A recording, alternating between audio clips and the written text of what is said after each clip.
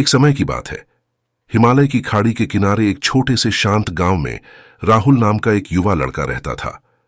राहुल अपने क्रोधी स्वभाव और चंचल मन के कारण गांव भर में प्रसिद्ध था। उसका मन हर समय विचारों से भरा रहता था। सोचो कि उसके विचारों के तूफान ने उसके मन को एकदम बेचैन कर दिया था। उसके जीवन से शांति मानो गायब हो गई थी और वह हमेशा अपने ही ख्यालों में खोया रहता था और तनावपूर्ण जीवन जी रहा था। उनके अशांत मन और क्रोध के कारण उनके अपने परिवार के सदस्यों और गांव वालों से भी संबंध अच्छे नहीं थे, जिससे वह और भी अधिक अकेला और अपमानित महसूस करने लगा। वह और भी अधिक मानसिक तनाव की स्थिति में चला जाता है। एक समय की बात है, राहुल अपने गांव की गलियों में घूम रहा था। तभी उनकी मुलाकात एक बौद्ध भिक्षु से हुई जो एक पेड़ की छाया के नीचे ध्यान में बैठे थे। बौद्ध भिक्षु के चेहरे से निर्मल शांति की आभा झलक रही थी। इस असीम शांति में राहुल बौद्ध भिक्षु की ओर आकर्षित हुआ। जब राहुल बौद्ध भिक्षु के करीब आया तो उसे अपने आसपास एक सकारात्मक ऊर्जा का एहसास हुआ। भरत को एहसास हुआ कि इस असीम शांति और सकारात्मक ऊर्जा का स्रोत कहीं न कहीं इस बौद्ध भिक्षु के भीतर ही है। इसलिए वह वहीं बैठकर उसकी आंखें खुलने का इंतजार करने लगा। थोड़ी देर बाद जब बौद्ध भिक्षु की आंख खुली तो उसने एक युवा लड़के को अपने सामने बैठा पाया, जो बहुत तनावग्रस्त और नकारात्मक भावनाओं से भरा हुआ लग रहा था। राहुल ने बौद्ध भिक्षु की ओर उदार भाव से देखा और बहुत विनम्रता से कहा, मालिक, मेरा मन बहुत अशांत है और मेरे मन के विचार मुझे खाए जा रहे हैं। मुझे एक पल के लिए भी शांति महसूस नहीं होती। क्या आप मुझे सिखा सकते हैं कि मैं अपने अशांत मन को कैसे शांत करूं? बौद्ध भिक्षु ने राहुल की पीड़ा को समझते हुए करुण दृष्टि से देखा और कहा, मेरे प्यारे बच्चे, मैं तुम्हें एक कहानी सुनाना चाहता हूं। इस कहानी में मानसिक शांति और खुशी के रहस्य छिपे हैं। क्या आप कहानी सुनना चाहेंगे? राहुल ने हाँ में सिर हिलाया और पूरी एकाग्रता से कहानी सुनने को तैयार हो गया। उनके अंदर जिज्ञासा चरम पर थी। वो कहानी सुनने को बेताब था। बहुत समय पहले की बात है। एक नगर में शक्ति नाम का एक आदमी रहता था। शक्ति बेहद महत्वाकांक्षी व्यक्ति थे और उन्हें हर काम में लोगों से मदद की जरूरत पड़ती थी। यदि उसे किसी से असफलता और बुराई सुनने को मिलती थी तो वह गहरी चिंता और तनाव में चला जाता था। उनका मानना था कि सफलता और भौतिक शक्तियां वांछित खुशी देंगी, लेकिन वह जितना सफलता और प्रशंसा के पीछे भागता था उतना ही मानसिक तनाव में डूबता जाता था। लेकिन अचानक शक्ति का सामना उस समय के मशहूर बौद्ध भिक्षु से हो गया, जिसका नाम महाकौशल था। महाकौशल अपने शिष्यों को ध्यान की शिक्षा देते थे और वह स्वयं एक बहुत ही ध्यानमग्न और प्रबुद्ध व्यक्ति थे। महाकौशल की अद्भुत एकाग्रता से प्रभावित शक्ति ने उनसे अपने भटकते मन को शांत करने का उपाय जानना चाहा। शक्ति ने कहा कि महंत मैं हमेशा सफलता के पीछे भागता हूं और लगातार अधिक हासिल करने की कोशिश करते हूं, फिर भी मुझे कोई क्षणिक संतुष्टि या आत्मसंतुष्टि नहीं मिलती। इस निरंतर बेचैनी के बीच मैं शांति कैसे पा सकता हूं? बौद्ध भिक्षु ने करुण दृष्टि से उसकी ओर देखा और उत्तर दिया, आपका मन एक अशांत नदी की तरह है जो हमेशा बहती रहती है। आप कभी भी शांत नहीं रह सकते। इसलिए इस अशांत मन को शांत करने के लिए आपको अपने विचारों को बिना किसी रुकावट के जाने देने की कला सीखनी होगी। शक्ति को आश्चर्य हुआ और उसने पूछा कि मैं अपने विचारों को कैसे जाने दूं? आखिर मैं भी तो अपनी इच्छाओं और महत्वाकांक्षाओं से बंधा हुआ हूं। यह सुनकर बौद्ध भिक्षु मुस्कुरा दिए। बौद्ध भिक्षुक कहा, कल्पना करें कि आपके हाथ में पानी का एक गिलास है। अब आप इसे जितनी देर तक पकड़कर रखेंगे यह उतना ही भारी होता जाएगा, और अगर आप इसे काफी देर तक पकड़े रहेंगे तो आपके हाथ में दर्द होने लगेगा। लेकिन अगर आप उस पकड़ को ढीला कर दें और छोड़ दें तो आपका बोझ खत्म हो जाएगा। राहुल ने पूरी कहानी और उसका संदेश ध्यानपूर्वक सुना।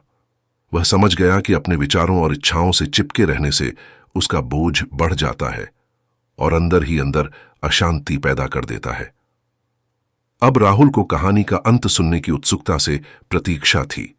कहकर बौद्ध भिक्षु ने कहानी जारी रखी। एक बौद्ध भिक्षु की बात मानकर शक्ति ने विचारों को त्यागने का अभ्यास शुरू कर दिया। वह बिना किसी पूर्व निर्णय के अपने विचारों और भावनाओं को आते और जाते देखता था। अब उसने विचारों को पकड़ना बंद कर दिया था। विचार उठते थे और अपने आप चले जाते थे। धीरे धीरे उसे यह एहसास होने लगा कि उसकी इच्छा और भावना ही सभी दुखों का कारण है। जैसे जैसे शक्ति ध्यान में गहरे उतरते गए, उन्होंने पाया कि वर्तमान में जीना ही आंतरिक शांति का एकमात्र स्रोत है। वह खुद को वर्तमान में स्थापित करके अपने मन की निरंतर बकवास से छुटकारा पा सकता था। धीरे धीरे शक्ति का मन एक शांत झील की तरह हो गया, जो बाहरी दुनिया को अपने अंदर प्रतिबिंबित करती है।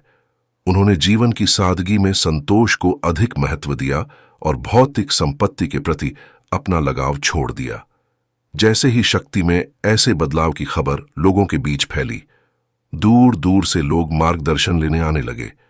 लोगों को विचारों को मुक्त करने की कला सिखाना और उन्हें अपने भीतर शांति खोजने के लिए मार्गदर्शन करना, वह लोगों के बीच शांति और ज्ञान का प्रतीक बन गया। शक्ति और साधु की कहानी समाप्त कर महाकौशल बौद्ध भिक्षु कुछ देर के लिए चुप हो गए, ताकि इस कहानी का अर्थ राहुल के मन में अच्छी तरह बैठ जाए। राहुल ने बौद्ध भिक्षु की ओर देखा तो उनकी आंखों में अब एक नई समझ दिखाई दे रही थी। राहुल ने धीरे से कहा कि मुझे इस कहानी में ज्ञान दिखता है, लेकिन मैं इसे अपने जीवन में कैसे लागू करूं? राहुल के इस सवाल पर बौद्ध भिक्षु गर्मजोशी से मुस्कुराते हैं और फिर कहा कि अशांत मन को शांत करने का अभ्यास आत्म जागरूकता से शुरू होता है। अपने भीतर उठने वाले विचारों का निरीक्षण करने के लिए प्रतिदिन कुछ समय निकालें। उन भावनाओं पर ध्यान दें जो आपके मन में आती हैं और देखें कि वे कैसे आती हैं और आकाश में गुजरते बादलों की तरह चले जाए। राहुल ने आंखें बंद कर लीं और बौद्ध भिक्षु के कहे अनुसार अपने विचारों का अवलोकन करने लगे। जैसे ही उसने अपने भीतर उठने वाले विचारों पर ध्यान देना शुरू किया, उसे इसका एहसास हुआ। उसे अपने अंदर चिंता और इच्छाओं की एक निरंतर धारा बहती हुई महसूस हुई। सिर्फ एक एहसास ने ही उसे एक अद्भुत शांति का एहसास कराया। उन्हें यह भी एहसास हुआ कि यह सभी विचारों और भावनाओं से अलग है। बौद्ध भिक्षु ने आगे कहा कि जैसे शक्ति ने खुद को सभी मोह माया से अलग कर लिया था, वैसे ही अपने मन को अशांतकारी विचारों और भावनाओं से मुक्त करने का अभ्यास विकसित करो। बिना किसी पूर्वाग्रह के विचार को वैसे ही स्वीकार करें जैसे वह आता है, और फिर धीरे धीरे उन्हें जाने दें और अपना ध्यान वर्तमान क्षण पर केंद्रित करें। लेकिन राहुल ने टोकते हुए कहा कि अगर विचार और भावनाएं इतनी मजबूत हैं तो क्या होगा? बौद्ध भिक्षु ने कहा, यह बना रहता है और मन को छोड़ने से इनकार करता है।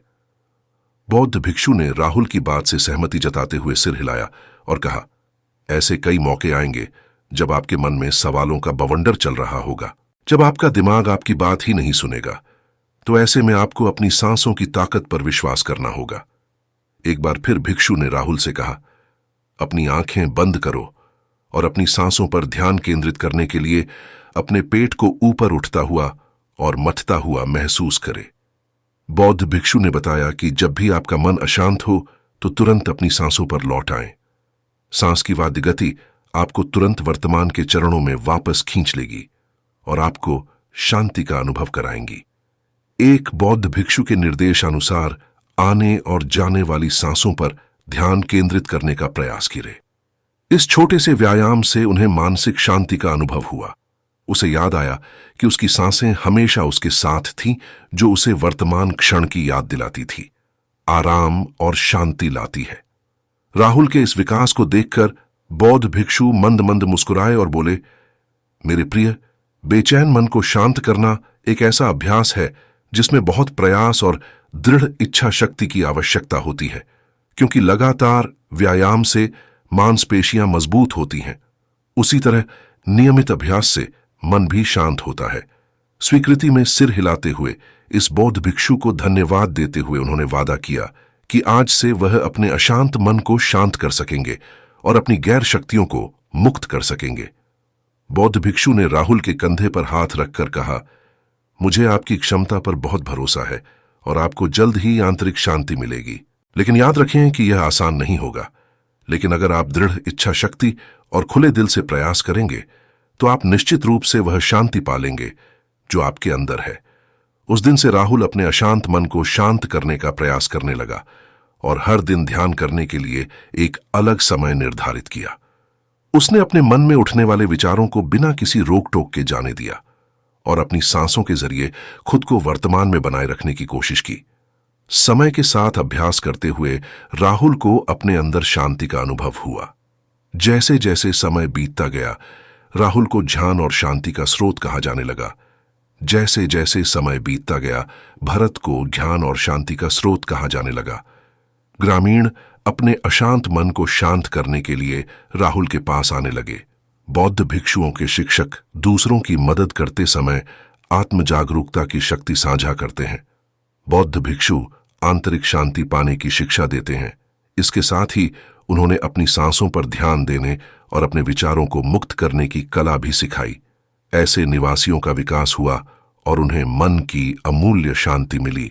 बौद्ध भिक्षु की शिक्षाओं और राहुल द्वारा संचालित अभ्यास के माध्यम से विचारों को त्यागने और वर्तमान में जीने की कला दूर दूर तक फैल गई।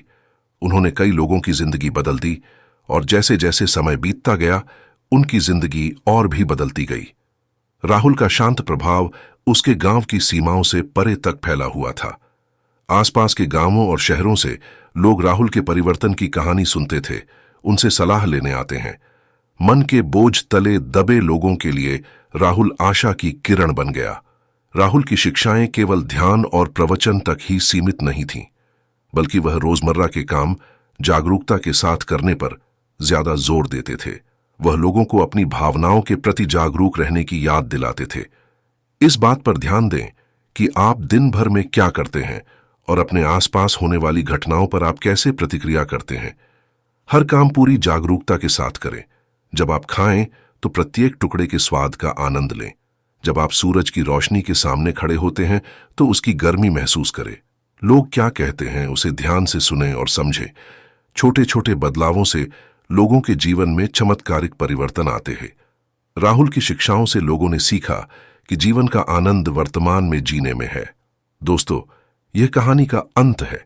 मुझे आशा है कि आपने इस मोटिवेशनल स्टोरी से बहुत कुछ सीखा होगा। आपका कीमती समय देने के लिए बहुत बहुत धन्यवाद।